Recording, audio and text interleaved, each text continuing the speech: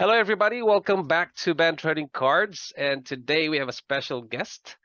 She is the creator of a new trading card game called Taboo Contracts. Let's welcome Megan Fu. Hi, Megan. How are you? Hi, I'm doing good. How are you, Ben? I'm good. I'm good. Thanks for being here. How's the weather in Vancouver? Rainy. Yeah, we're Nice. technically in a rainforest, so Oh, nice. That's a good weather. rain all the Yeah. time. So I have I've checked the Taboo Contracts cards and everything. It's quite interesting because I've seen dragons and everything. So before we go to talk about the game, please tell us more about your professional and business background. Okay, so I mostly work as a content streamer. My first job, I was working at a restaurant in the airport, and then afterwards, I also did some English tutoring. I've Mm-hmm. also done some like fine arts, by commission, and that doesn't really pay so well, so I don't really do that. But primarily, I make my income working in the adult industry, Mm-hmm. and that keeps me afloat and gives me funds that I can put into the game.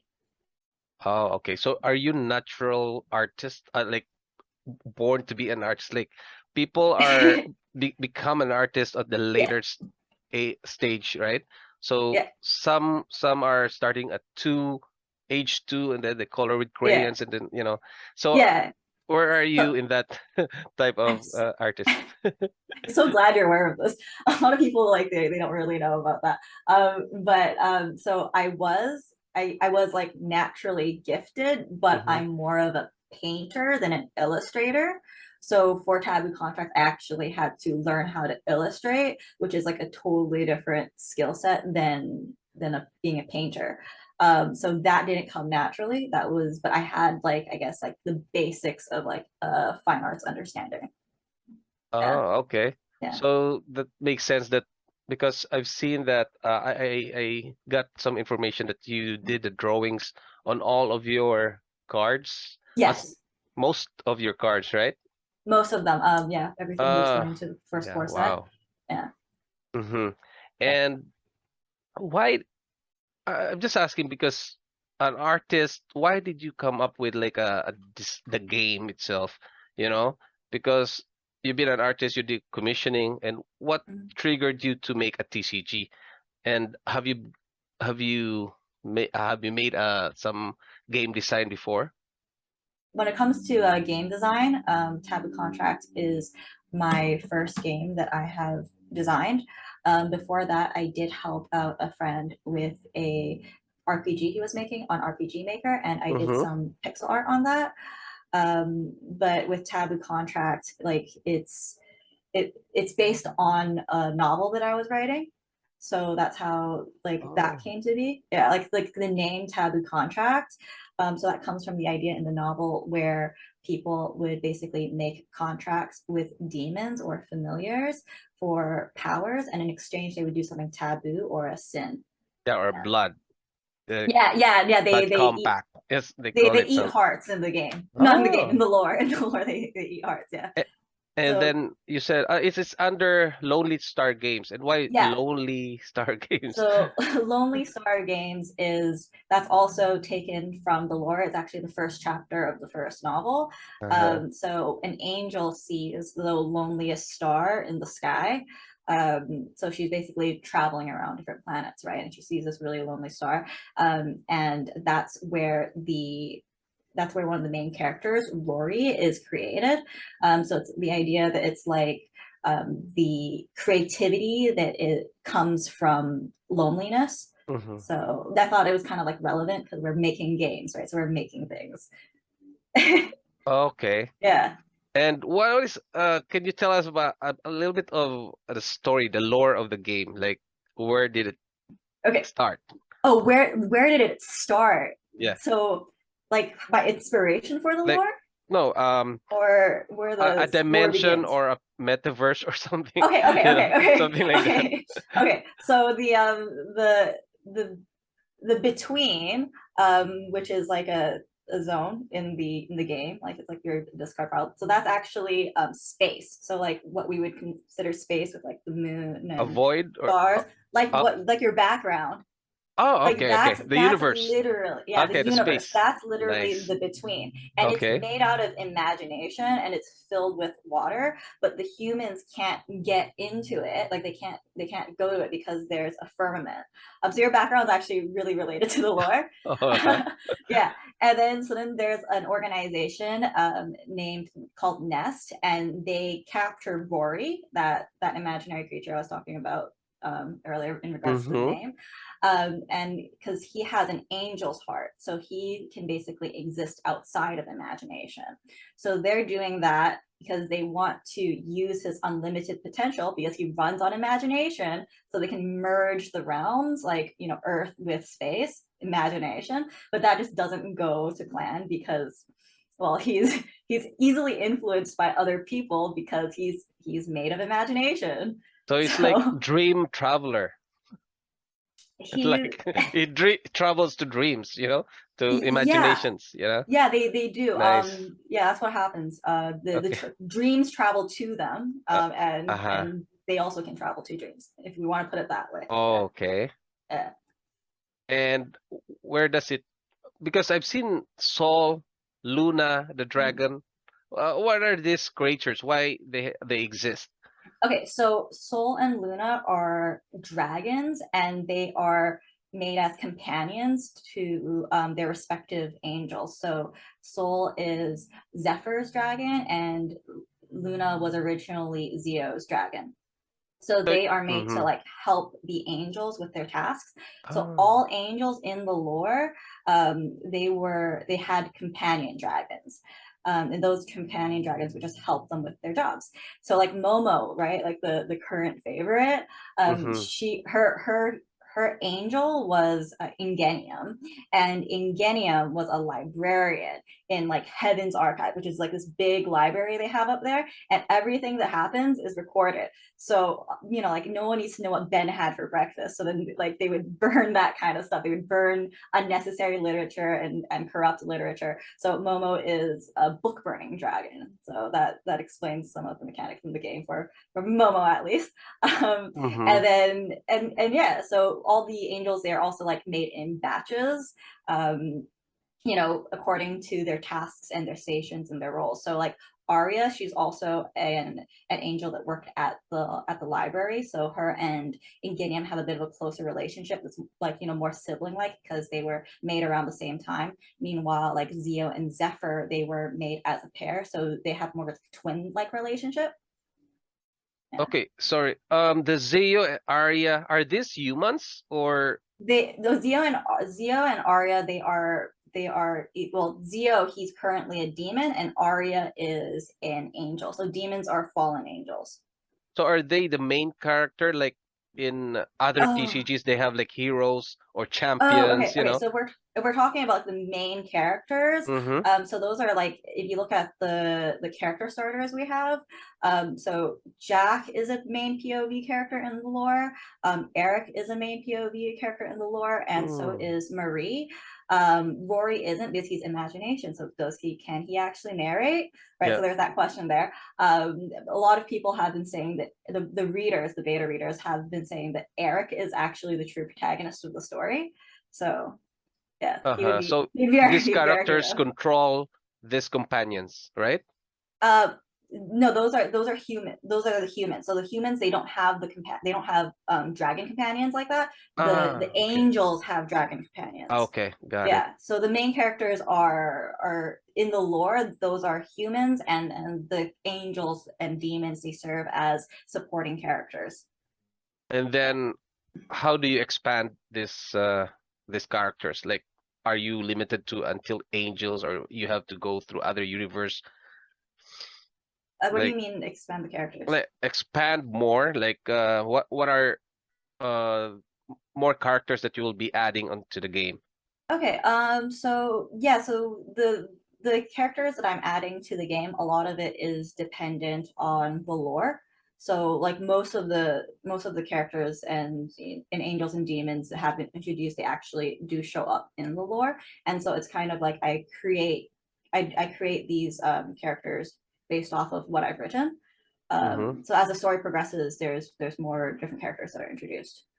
Yeah. Uh-huh. And Are you thinking about like aliens, okay, so like mechanical robot, something like that? yeah, so because the between is made out of imagination, Mm, and what happens is everyone has their own star, right? yep. So they have their own world, and on that, whatever you think of can like it's birthed, right? So you're existing Mm-hmm. here on Earth, and then up there, like all your imagination is coming to life. So that's why we can have like all these really weird creatures, like Mm-hmm. Frank the bird type thing. It's all possible. Yeah. So aliens or robots, Yeah. that those can happen too. Yeah. Oh, that's awesome. All right. Okay, so we're going to the card. This one will be in a card. And what are the rarities for collecting or maybe for playing? So what are the card rarities of this one, or chase cards as well? Okay, so we don't really have like a rarity system like that. So we have standard cards that are made for legibility and sort of easy to understand, because those are for our players, and those are would be comparable to our commons, so they're more widely abundant. And then every card will also have an extended art version, and those will be non-holo, and also there will be holographic versions. But not every card that is holographic will also have a non-holographic extended art counterpart. So Sol and Luna, for example, they are Mm-hmm. going to have a standard template card because players need that. Yes. And then we are going to have also only just the holographic. There's not going to be a non-holographic extended art. So yeah. Quite interesting because so you mean there's no common, uncommon, rare, No, super rare? it's by the Oh, template and yeah, and whether wow. it's Okay. shiny or My not. first time to see to see a TCG with that kind of rarities. Nice. Okay. Um, then what makes the book contracts unique from other TCGs? So I would say what makes it really unique is that it's like card game elements, and that's like just smashed together with RPG style video games. And then, like also a lot of most card games, they don't use a grid based movement and reach system. Taboo Contract does that. Also, most TCGs are very heavy with the RNG. With Taboo Contract, we do our best to circumvent that. So you really have to fight for board control. And then we also have the Hmm. luck stat. So then you don't have to depend on RNG like that. Mm-hmm. Yeah. And then yeah, it's kind of like you're playing, it's kind of like you're playing chess Okay. and with like, RPG elements, but it's a card game. So that's also really fun. Like, you start with like team building, and then those start out on the board, your three starters, and then you build a deck that, helps them along. So yeah, there's a lot of strategy, and it's really fun. A lot of the cards work well together. So that's great. And also we when we were developing the gameplay, we looked at other grid-based games, and we looked at what was complicated about them and simplified it. But then we also made sure that the rules were lax enough so people could really express their creativity and come up with interesting strategies. Also, you mentioned that it's like a chess. Is it a grid type TCG? Yeah, it's a So grid type something like TCG. something like sorcery and Genesis, right? Yeah, yeah. Okay. So how do you play this game? Everyone has like they have three starters. So everyone starts with three starters. If you are going first, though, you have to turn down. You have to flip over one of your starters. So in the middle, you're going to have your character, Mm. and that's basically like in chess. Imagine that's like your king, right? And then you have like two queens. So those are Oh, you either have angels or demons. So you can play angel and a demon, or you can play two angels and two demons, and so that's your starting like RPG so RPG team. is it ready on the board, or is it Yeah, from your it's hand? ready on the board. You Okay. have a team on the board, and then from that, then you're you know then you're moving forward. You're trying to fight for dominance on the board, especially in center zone. Mm-hmm. Um, and you know when you play the cards, you have to act as if you know your character is playing the card, or your supporter, or your demon, or your angel. So it's not like the player is doing it, it's the character you're playing itself is doing it. Oh, okay. Yeah. And do you have equipment, something? Yeah, so we have equipments as well. There are weapons and accessories. So with weapons, there are basic weapons, and those can go on characters, supporters, angels, demons. Same thing with basic accessories. Um, and then with the cursed weapons and cursed accessories, those can only go on demons unless otherwise Mm-hmm. stated on a card. And then with the blessed accessories, those and weapons, those can only go on angels. Yeah. Uh-huh. And I've seen like jewelries, something like that. I've seen some cards that has gems. Yeah, there's a lot of the gem cards, those are meant to be for like our tournament packs. Ah. So those like you'll find the gem based things like garnet, ruby, amethyst. Um, yeah, but and then there's also, you know, we also do have some like rings and those are accessories, obviously. So those are like powering up those your characters, right? Yeah. Those are So used to um power up the stats. Yeah. yeah, the Mm. stats will stack on top of your character, supporter, angels, or demons stats, and weapons will give you more reach, meanwhile accessories will give you more movement. Uh-huh. And how okay, so this game is quite interesting. And when did you start playtesting, and how long have you Okay, been so playtesting this? that was 8 years ago. So I yeah, it's been a while. It's been a long Wow, while. that's a long time. Nice. It's my baby and my passion project. Okay. So Watchmen and a few others, Mhm. they started like playtesting 8 years ago, helping me like break the game. Watchmen destroyed it like several times, and there are things in the game that like didn't exist originally, and things that were in the game originally that don't exist anymore. There's been like Oh, 3 major changes, yeah. and it's all because of like how Watchmen and Jack like they just Mm-hmm. like abused the game, Yep. and so that was great. But then like Nice. about so for the last couple years though, I've had people come in from other game communities to try to learn the game, and it turns out that like Taboo Contract's really easy to learn. It's really straightforward once you're playing it. It's like it's very intuitive. Mm-hmm. But the problem, no, it's not a problem. It's, if you want to get good, if you want to get good, that's where it's hard. So I think it's a great thing, but there is a grind there. Mm-hmm. I gotta talk also. I will interview Watchman, the Watchman, Yeah, uh, to learn more about the gameplay, yeah. and maybe we That's have some yeah. a gameplay next time. It's really fun. Like once you're doing Nice. the when you're doing the grind to like get good at it, it's the things get a lot more interesting, I would say. And I assume that these are already ready in TTS, right?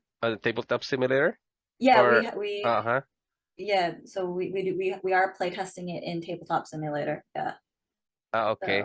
yeah, join the Discord if you're interested. Mm. Oh yeah, yeah, yeah. Yeah, I think I you're joined there. the Yeah, Discord, you're so there. but I'm not yet that active. You know, Yeah, so it's many fine. games. So and also about the products, we gotta talk about that. What is the timeline of the next expand? Oh, this set until to the next expansion sets and other products that you'll be creating. So what will be Uh, the timeline? Okay, so what happens is that we're going to be doing everything in seasons. So in the season, there's going to be a main core set, and then there's going to be the tournament packs, and then there's going to be the like a collaboration or an auxiliary product of some sort, and the tournament Sorry and to the interrupt. I'm sorry. oh, am I talking too fast? Yeah. No, no, because I do that sometimes. I'm sorry. you mentioned season, right? Yeah. What is a season? So By months or by fall, winter, okay, or okay, spring? Yeah. we'll explain. Okay, so Okay. the season, it goes from like the like So we're gonna try to have one core set every year.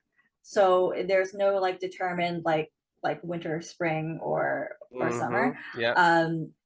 And then so you'll know when a season ends because I'm going to be doing something called a reload set, and that's where everything from that season is going to be just like packed into it. So the core set, and then tournament packs and the auxiliary or collaborations, those will be in that. So that's going to be like the second edition. Yeah. Mm-hmm. So it starts with the core set and it ends with a reload. Oh, so reload is like getting special cards from the core set, something like that. No, the reload is everything from that season. So it's the core Ah. set and it's the auxiliary and collaborations and tournament packs, like everything that we've made between like from core set to the end, and then it's everything's just reprinted. Oh, so it's like a second wave. Yeah, the second wave, second edition. Uh-huh. Oh, I Yeah. got it. And where do you plan to print these products? So I can't really like, go into detail about that yet, Yeah. until like, we establish more agreements with that company. But they are based in China, and it was actually a family member who got me the access point with them. Oh, okay. They specialize in things like a watermark technology. So one of the things was like they print money. So that's really cool. And yeah, Nice. they do major printing for companies like Ford, Amazon, and like Energizer. So yeah, a Oh, lot of wow. like recognizable companies, and that's really exciting. Yeah, and also it's easier for you because it's your relative, so you can just, hey, Yeah, where's my yeah, product? I tell yeah, your, I tell my mom or something, you know. yeah. So Oh, yeah, so that's it's really nice. great That's that my nice. uncle was friends with them. That's flex. Yeah, You'll be flexible, more flexible, you know. it's well they're not my family, but my family is friends. Oh, My family member is friends with them. But yeah, it was great getting in touch with them like that, and at working with least you have a them. network, Yeah, yeah. yeah. So And then that's fantastic. you have launched the products right now. I've seen it on your website. Yeah. And by the So way, talk about the website. What Lonely will Star be Games. we expecting there? Right. So Like, lonelystargames.com. So that's where I'm setting up shop. You can get some samples from the manufacturer that we're currently working with. They're available there right now. mhm. We're also putting the rules up there. There's just going to be like general information. Eventually we'll have card databases and everything. Like there's all the information that you might need. It will be on lonelystargames.com. And more images, right? Yeah, more Images of images. We have cars, to decorate. card galleries. Yeah, yeah, Yeah, exactly. it's just starting, but yeah, it Yeah, will soon be open. it'll, yeah, it'll grow. It'll grow. Yeah. Then also for some most of the TCGs are going to the Kickstarter. So are you doing Kickstarter soon? Yeah, ideally I would like to do Kickstarter in the winter. We are in the winter right now. But first I want to do the pre-release. So the pre-release, that's going to like, that's so the pre-release, when we get that and when we get that rolling out, that's going to determine when our Kickstarter is going to be able to go up. Mm-hmm. I didn't want to do it earlier. I had actually already delayed Kickstarter once because there was all that Kickstarter drama, Yeah. and like I just didn't want to tie my name to that. Yep. And I really just want to like build trust with the community before I go to Kickstarter and be like, hey, help front some money for my game. So once the pre-release is out and I've established and developed trust with everyone, that's when we're going to be moving forward with the Kickstarter. Uh-huh. So you said you have a pre-release. So how many cards that are in that pre-release? So there's going to be 50 standard template cards, 50 non-hollow extended art versions, and 20 holographic extended art. Yeah. 50. And there's Okay. good, yeah, so that's those are the different Mm-hmm. variations that are going All to be in right. there. So Yeah. can we say Kickstarter will be February, around March or something? Yeah, Yeah. that's what we're going for. Okay. I hope we're working on getting the product to us as fast as possible. Yeah. Yeah. So the viewers will be expecting on around there, Yeah, around I'll that keep you time. guys up to date on that. Yeah. Once we have the pre-release going, like I'll let you guys know for sure. Yeah, I'll do a video for that. And Yeah. then are you doing this full time? Yeah, so when I'm doing my streaming, I actually a lot of the times I'm working on my game simultaneously, and then when I'm not streaming, I'm also working on my game. So generally I put in like 80 plus hours Wow. into working on my game. Yeah, it's a lot. And it's like it's full time, I would say. But I don't have a lot of people who are helping me with it right now, which is like Mm-hmm. why like the Kickstarter and the pre-release is so important because Yeah.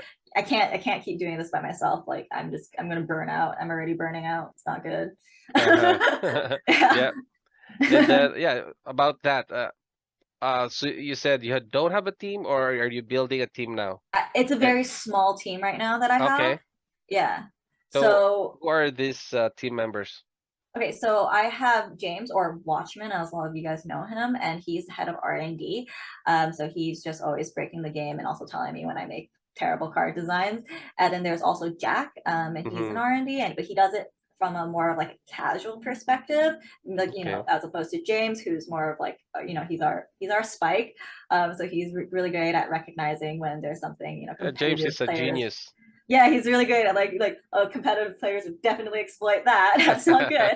So and they work really well together. So we have them, and then we also have Tyler, who's a lead programmer and web developer. And he's currently making a website for the game, so where Mm-hmm. you guys can like play it for free. And that's going to take some time, but it's going to happen. That's really exciting. And I have also hired auxiliary artists. So there's Raito Art, and she does the waifu cards. There's also AC Fox from Polywog. So Mm. I've recently commissioned her to do some art, and I'm looking forward to all that, and I really hope that she sticks around because I think her strong suit, or one of the things I'm at least very into, is her mystical looking creatures. Like they're just Yeah. really cool, right? So I'm looking forward to her to doing things like dragons and just like cool Mm. creature arts in general. Cute, cute, cute characters as well. Yeah, yeah, she does a lot of great work. And then I've also hired two music producers and sound engineers, so they like Wow. make like backtracks for like Wait, music. you said it's a small team. It's like, well, It's already they're getting kind of big. they're in rotation, right? Because like they're not like on payroll. It's like commission work, but like I have people who work on like I have people that are Yeah, working on but it. there are many, you know. Yeah, so so there's the two sound people who they do music for like promotional materials or just background music. Mm-hmm. I really need to I'm like once everything's has gotten going more, I'm going to be looking to putting together a marketing team because I need more of like a social media presence and Yeah, content creation. Like that's really important. yeah, you need that. um yeah, it's not my strong suit. I'm a little bit socially awkward. um, and so yeah, that's where I'm lacking. And yeah, like I have like a large following on my streaming platform, but Mm-hmm. to grow, I need people who have access to like a game community. Yeah. That way it's able to expand. So that's where that's my concern there. And How about event coordinators, like doing yeah, tournaments? yeah, so that's something I'm going to be worried about once the game actually starts rolling. Like, yeah, once it gets going. Yeah. Mm-hmm. Right now it's I think it's a little bit early for that. Oh, so you don't have any tournaments for now, right? Because Not for now. Soon hopefully we're going to have online tournaments on like Tabletop Simulator. yeah. So like Watchman, he's going to be handling that. But then of course like once Tyler gets the website up and running, it'll be a while, but then we can have tournaments there. Yeah, Uh-huh. which that way it's more accessible. Oh, that's nice. And then about the distribution of your products. So how do you plan to do it? Okay, so Do you have a main distributor in Canada or other countries, something like that? right, so early on, we're going to be doing like direct to consumer, but then like when interest picks up, that's when we're going to be moving towards things like, you know, content creator distributors, and also like going to like brick and mortar retailers, you know, your local LGS. We mostly, I want to like avoid mass distributors, because you know that sometimes goes terribly wrong when they when they manipulate the markets and like Yeah. secretly hiding large quantities and then like artificially inflating prices. We don't want to deal with that. And you know, I'll take it to the chin and you know, make a little less for the integrity of the game. So yeah, like I don't want like people to get screwed over by crooked distributors who are just like, you know, wanting to milk the product and then, you know, destroying our title. That's Yeah. not the plan. Correct. Yeah. Yeah. And then LGS has their own community, so they Yeah. can distribute those. And Yeah. then how about content creators that has communities? Are Right. you considering them to be a retailer of the product? So yeah, definitely I think it would be pretty good to have like some content creator distributors, but like I'm not going to go crazy with that. Yeah. Like the intent is for the game to be in stores so players can buy the products from, you know, their LGS. Like we want to keep LGSs alive. They're kind of struggling right now and they don't really get treated the best, and that's not right. So yeah, like you know, I'm open to content creator distributors, but they have to have like a real interest in the game Mm-hmm. and, you know, show enthusiasm for it. Yeah. And you know, we need to like vet them very carefully, because we need to find like the bad actors and the good actors. It's just something I have to be careful with. Mm-hmm. Yeah. Awesome. Okay. All right. So yeah. So please invite the viewers to your game and other channels that you have. Yeah, so our YouTube is at Taboo Contract TCG, and our Twitter and Instagram is just at Taboo Contract. Mm-hmm. Our website, of course, is lonelystargames.com. All right. That's And great. then yeah, thank you so much, Megan, for your time. I'll put the links down the description. I will ask you some images as well. And guys, don't forget to support Taboo Contracts and join the community as well. Thanks everyone for watching. See you in the next video. And this is Ben Trading Cards. Bye, Megan. Bye, Ben.